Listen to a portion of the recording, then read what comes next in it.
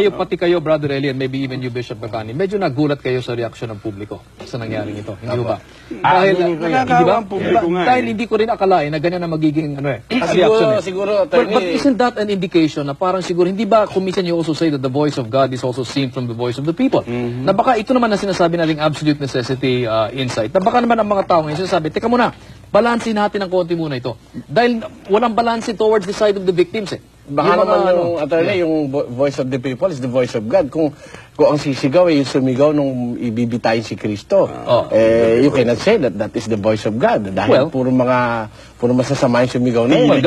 Pero dito sa pagsisigaw sa issue ito, nakakangita ka ba? Maaari, hindi enlightened ang ating mga mamamayan. May demonyo ba na sumisigaw na bitayin siya? Kasi tingnan nyo, attorney, ano po? Ang defects ng society, yung mga nang-rape, yung mga nagpumapatay na serial killer, o kaya yung mga nang mamasaker, most of them are under the influence of drugs. Hindi mo naman gustong maging drug addict eh. Pero merong courier ng drugs para makarating sa'yo. Sometimes even policeman ay nagiging drug addict dahil meron silang mga nahuhuling mga drugs na kukuha nila, ginagawa nila by curiosity, tinitikman nila. No, hindi mo ba lumabas sa narcotics command, may mga drug addict na mga. Talaga.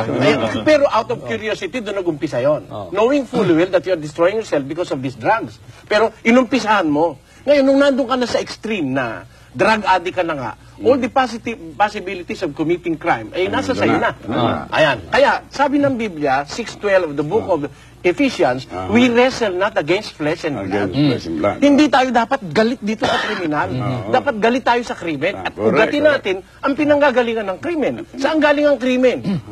Saan galing ang krimen? Yan ay nasa isang matuwid na pamamahala ng sambayanan siguro para maituwid ang mga kagaya ng penal system natin. Maraming depekto. Ang ating mga tagapagpatupad ng batas, maraming depekto. Tapos marami ng depekto, papatayin mo ngayon yung pero naririnig ko kayo. Kaya lang problema to. Sinasabi ko nga, siguro yung sinasabi ng tao, no, siguro yung kanilang dinadaing ngayon is, okay, ganun na nga lahat yan eh. Pero ako, nabiktima ako. Anong magiging katulungan para sa akin? Di huwag patayin. Hihintayin ko ba lahat ito? Hindi, ikulong yun, ikulong.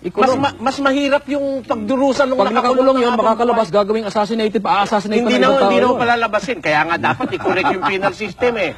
Let him be there until the time na naging repentant siya let us give time for God's justice. Kasi pag pinatay na natin yung tao, inalis mo na yung kapangyarihan ng Diyos na maaaring makapagpabago doon sa tao. Binigyan tayo ng halimbawa ni Cristo doon sa krus. Dalawa yung kriminal pareho, pero yung isa nagbalik loob sa Diyos. Talagang matindi lagi yung debate ito. We have to take a break. We'll be right back.